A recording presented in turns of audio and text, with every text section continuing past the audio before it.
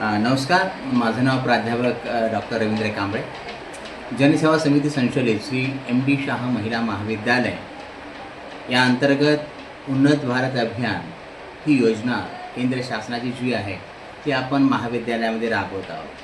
खरं तर आमच्या महाविद्यालयाच्या प्राचार्या डॉक्टर दीपा शर्मा मॅडम यांच्या नेतृत्वाखाली आमच्या महाविद्यालयाची जी परंपरा आहे ती अतिशय उत्तम रीतीनं सुरू आहे आणि त्याचं कार्य जे आहे ते अतिशय मोठ्या प्रमाणामध्ये सुरू आहे. आणि त्यांच्याच मार्गदर्शनाखाली आज या वर्षापासून आपण उन्नत भारत अभियान ही योजना जी आहे ती आपण राबवलेली आहे.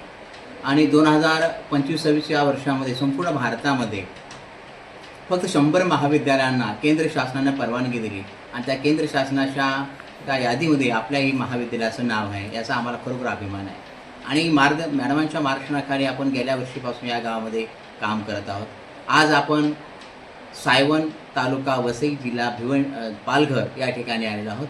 आमच्या सायवनच्या सरपंच डॉक्टर स्वप्नाली जाधव मॅडम यांचं आम्हाला खरोखर खूप सहकार्य लाभलेलं आहे आणि त्यांच्याच गावामध्ये आपण आज या ठिकाणी मोठ्या प्रमाणामध्ये काम करत आहोत.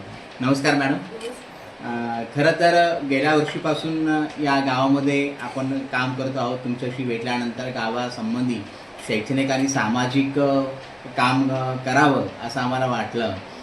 तर ह्या 5 गावं मला निवड करायची होती. त्या 5 गावांमध्ये आम्ही सायवनची पण निवड केली.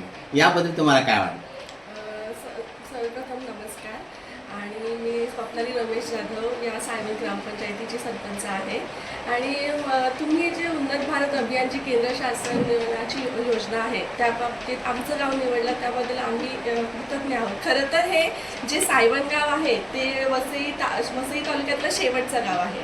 आणि तसं पाहिलं तर थोडंसं दुर्लक्षित म्हणावं, कारण वसई एवढा डेव्हलप झालेलं शहर आहे. त्या मनाने जर आमचं सायवन गाव बघता थोडंसं दुर्गम आणि प्रवासासाठी जरा जाण्या येण्याचा प्रॉब्लेम या संदर्भात आपण विचार केला तर ते आहे. तरी पण आपण या गावाची निवड केली त्याबद्दल मी खूप खूप आभारी आहे तुमची.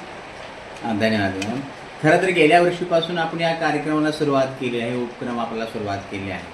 आम्ही सुरुवात अशा पद्धतीने केली की बाबा जी शाळेतील जी काही गरीब गरजू मुलं आहेत त्यांना एक विद्यार्थ्यांना मोफत वह्या पुस्तकांचं वाटपाचं आपण काम केलं. त्याचबरोबर आपल्या गावात एक वाचनालय आहे त्यासाठी पण आपण कपाट इथे देण्याचं काम केलेलं आहे. याबद्दल आपली एक प्रतिक्रिया काय आहे? हां, तर ह्याबद्दल आमच्या शाळेच्या मुलांना वह्याची किंवा इतर जी शैक्षणिक साहित्य आपण दिली त्याची तर गरज होतीच. आणि त्या कसं हे लोक त्या वह्यांमुळे किंवा शैक्षणिक साहित्यांमुळे एक शिक्षणाच्या प्रवाहामध्ये ती मुलं येतात आणि त्यांना एक अभ्यास करण्याची किंवा काहीतरी करण्याची इतर लोकांना जेव्हा आपण ते नेहमी जे वर्गामध्ये असतात एक शाळेचे टीचर लोक आणि गावातली ह्याच लोकांना ते पाहत असतात.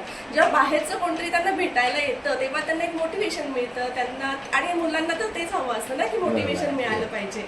तर तुम्ही जेव्हा इतर असेच कोणी आपल्या गावाला भेटतात किंवा उन्नत भारत अभियान अंतर्गत आपण जे श्री MD शाह महिला विद्यालय मालाड या हे तुमचे जे कॉलेजची मुलं त्यांना पाहून आमची मुलं प्रेरित झालेली आहे. त्यांना आनंद झाला. आणि वाचनालय असं म्हणतात तर आम्ही वाचनालय सुरू करतोय त्यासाठी आम्ही तुमच्याकडे कपाटाची मागणी केली होती आणि तुम्ही काही किंतु परंतु न करता तुम्ही लगेच 2-3-4 कपाटं आम्हाला ती पाठवून दिली.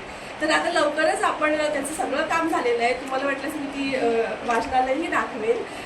पुस्तकं वगैरे तयार झालेली आहेत. फक्त आपलं CCTVचं काम बाकी आहे. त्याच्यानंतर ते वाचनालयात पण सुरू होणार आहे. तर त्या उद्घाटनासाठी मी तुम्हाला बोलवणारच आहे.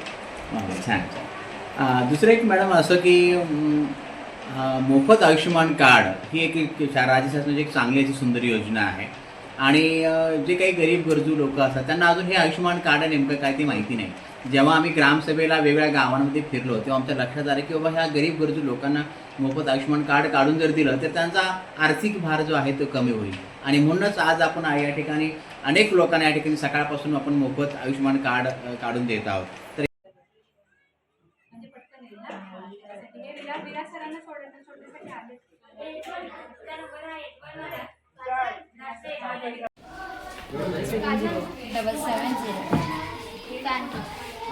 हा इथे या तुम्ही तुमचा फोटो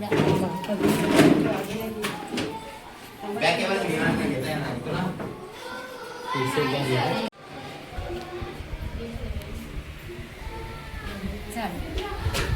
त्यांना अजून एक OTP येणार.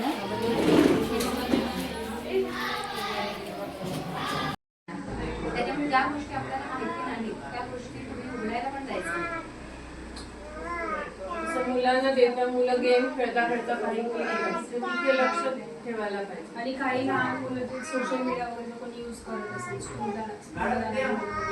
त्यांनी पण अनोळखी लोकांशी बोलायला नाही पाहिजे, कारण तिथे लोक मेसेज वगैरे करतात, पण त्या ठिकाणी कोणालाच रिस्पॉन्ड नाही करायला पाहिजे. ते होतं जसं मोबाईलमध्ये आपण सगळ्या गोष्टी बघतो ना, तसं कम्प्युटरमध्ये पण बघतो आणि मोठी माणसाचं काम करतात तसं आपण लहान अभ्यास करू शकतो, गेम वगैरे खेळू शकतो. माहिती कोणाला एकदा कम्प्युटर बघितलंय कधी चालू करून? नाही बघितलं. मोबाईल बघितले नाही. आता हिने काय लिहिलंय, हे सगळं लिहिलंय का नाही, हे लिहिलंय. आता हिने पेनाने लिहिलंय ना, कॉम्प्युटरमध्ये आपण टाईप करून आपण हे सगळं लिहू शकतो. आणि आता हे लिहायला तुला किती वेळ लागला? 15 ते 20 मिनिटं लागली ना, ते तुझं 5 मिनिटामध्ये काम चालू आहे ना. अरे कम्प्युटर का सांगतात, कारण तुम्ही कितवी तर पाचवी, सगळेजण पाचवी पहिली आणखी छोटे. जेव्हा तुम्ही यांच्या एवढे व्हाल ना, हळूहळू तुम्ही यांच्या एवढे व्हाल. जेव्हा तुम्ही 5वीतनं 6वीत, 6वीतनं 7वीत, 8वीत, 9वीत जाल, तेव्हा तुम्ही हे आज मुलं कमी आले जरा. हा हरकत नाही. तेव्हा त्या दिवशी 36 कोणतरी होते. हा म्हणाले बसा बसा. अभ्यास करतोय आतापर्यंत.